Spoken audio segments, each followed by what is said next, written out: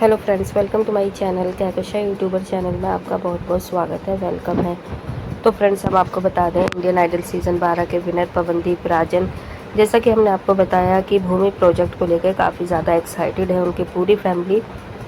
और यहाँ पे जब पवनदीप भूमि में अपना रिकॉर्डिंग कर रहे थे, पार्टिसिपेट कर रहे थे, उस टाइम पे उनकी पूरी फैमिली भी मौजूद थी और सलीम सुलेमान सर के साथ में उन्होंने फ़ोटो वगैरह भी क्लिक करवाई, जिसे देखकर फ्रेंड्स काफ़ी ज़्यादा खुश हो रहे हैं।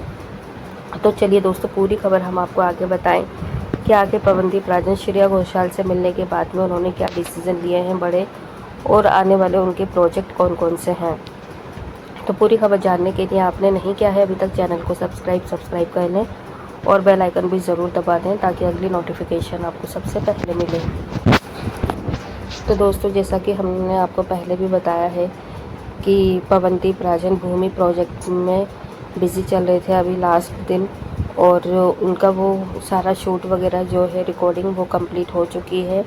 और ऑलमोस्ट जितने भी सिंगर है जिसने उसमें पार्टिसिपेट करना है, गाना गाना है, तो वो भी कंप्लीट हो चुके हैं। अगर हम बात करें यहाँ पे कि कितने मतलब इसमें सिंगर रहेंगे, तो दोस्तों यहाँ पे देखिए कम से कम हैं 10 से 8 सिंगर हैं जो कि इसमें पार्टिसिपेट कर रहे हैं। और कुछ एक की तो तस्वीरें सामने आ रही हैं, जैसे कि श्रेया घोषाल है, पवन है और पवनदीप राजन है, सलीम सर है। तो ये लोग इसमें पार्टिसिपेट कर रहे हैं। इसके अलावा भी दोस्तों शंकर महादेवन हो सकते हैं इसमें, और हिमेश रेशमिया हो सकते हैं, नेहा कक्कड़ हो सकते हैं। तो दोस्तों ऐसे ही मतलब कुछ और सोनू निगम है, तो ये लोग इसमें ज़रूर पार्टिसिपेट करेंगे। और भूमि एक ऐसा प्रोजेक्ट होता है, ड्रीम प्रोजेक्ट एक्चुअली ये सलीम सुलेमान का, जो कि हर साल ही अपना लेकर आते हैं। और इसमें जो भी संगीत जगत के जानी मानी हस्तियां हैं जिसने अपनी एक छाप छोड़ी हुई है जनता के बीच में, उनको ये मौका दिया जाता है इसमें गाने का। तो दोस्तों हर किसी को इसमें मौका भी नहीं मिलता है, ना ही इनवाइट किया जाता उन्हें इसमें गाना गाने के लिए। तो दोस्तों यहाँ पर पवनदीप एक ऐसे दिलचस्प और जनता की पसंद है जिसे कि सलीम सर ने चुना और अपने साथ गाना गाने के लिए मौका दिया। तो दोस्तों अगर हम बात करें कि सलीम सर ने इसकी जो प्लानिंग है वो कब की थी, तो ये आपको याद होगा अगर आपने हमारी वीडियो शुरू से देखी है। तो जिस टाइम पवनदीप राजन का एक्सीडेंट हुआ था, उन दिनों में ही हमने आपको बताया था कि जब पवनदीप राजन अपने घर पे आ गए थे। अगर आपने वीडियो नहीं देखी है तो आप हमारी पुरानी वीडियो जाके चेक कर सकते हैं, लिंक मैं आपको डिस्क्रिप्शन बॉक्स में दे दूँगी, जिसमें कि आपको बताया भी था मैंने कि सलीम सर के साथ में पवनदीप राजन का एक बड़ा प्रोजेक्ट आने वाला है, जिसके लिए सलीम सर पवनदीप राजन से मिलने गए थे और उन्होंने इस बारे में बात भी की थी। इनफैक्ट सलीम सर ने वीडियो कॉल करके भी बात करा था पवनदीप राजन से। तो दोस्तों देखिए, ये बात अब सच हो चुकी है।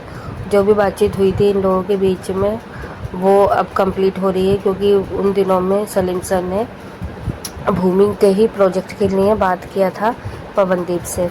तो यहाँ पे दोस्तों देखिए ज़्यादा वक्त नहीं हुआ है। ऐसा नहीं था कि 1 साल पहले ही इन्हें बुक कर लिया गया था या 3-4 महीने पहले। ये अभी मुश्किल है इससे 1 महीना ही पहले हुआ था जब इनको ये प्रोजेक्ट मिला।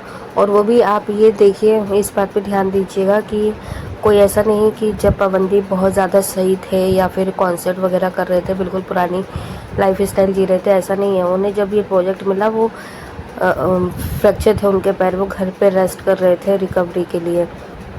तो दोस्तों देखिए, पवनदीप के पास में ऐसा नहीं है कि आफ्टर एक्सीडेंट कोई भी अच्छा ऑफ़र नहीं आया है या फिर कोई भी उनको उस टाइम पे भूल गए, क्योंकि दोस्तों उन्होंने अपने आप को भूलने नहीं दिया पवनदीप ने।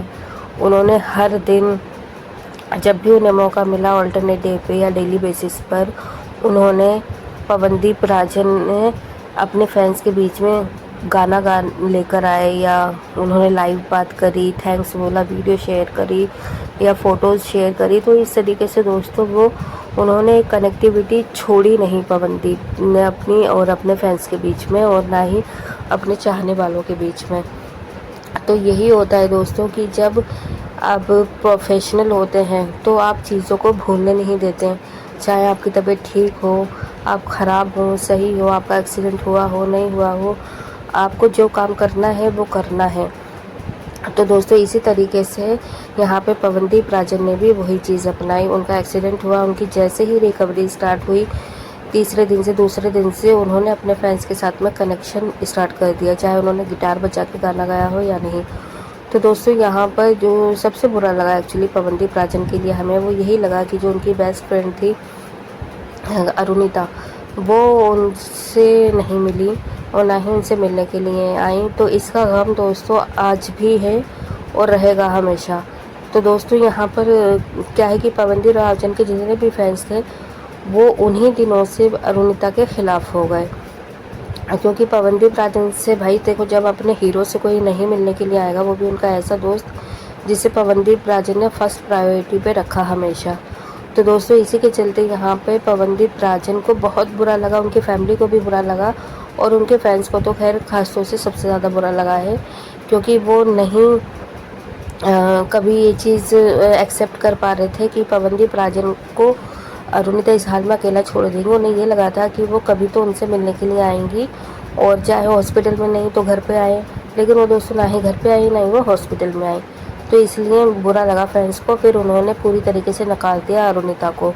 उन्होंने ना ही उनकी कोई वीडियोस देखी, ना ही कोई उन्होंने उनका कॉन्सर्ट देखा। इनफैक्ट अब वो बहुत ज़्यादा बुरा भला भी कहने लगा अरुणिता को कि वो सेल्फिश है, उनका जब तक मतलब था पवनदीप से तब तक ही उन्होंने पवनदीप का साथ दिया या फिर साथ में नहीं, और जब मतलब निकल गया तो पवनदीप को छोड़ दिया है। तो इस तरीके के बहुत सारे कमेंट्स आए। इनफैक्ट कुछ लोगों का तो ये तक कहना था कि जब से पवनदीप से अलग हुई है अरुणिता, तब से उन्हें काम के लिए भी कोई नहीं पूछ रहा है, ना ही कोई उन्हें कांटेक्ट करने की कोशिश कर रहा है, और वो काम करने के लिए तरस रही है। तो दोस्तों देखो, जहाँ तक ये वाली बात है तो इस चीज़ को तो हम बिल्कुल ही डिनाई करते हैं, क्योंकि ऐसा कुछ भी नहीं है। अरुणिता के पास में भी काफ़ी ज़्यादा काम है, और जहाँ तक वो नहीं आई मिलने तो उनके एक इनके जो थे वो पर्सनल इश्यूज़ है, जिसकी वजह से वो नहीं आई मिलने के लिए।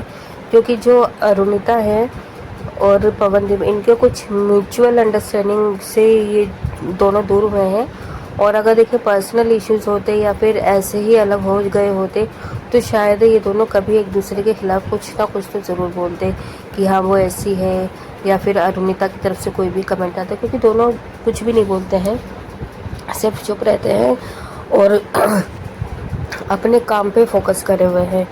क्योंकि जब भी अरुणिता का कोई भी शो आता है, चाहे वीडियो सॉन्ग आए या लाइव कॉन्सर्ट आए, और उसके ही कुछ टाइम बाद या कुछ घंटों के बाद में ही पवनदीप राजन का आ जाता है अपडेट।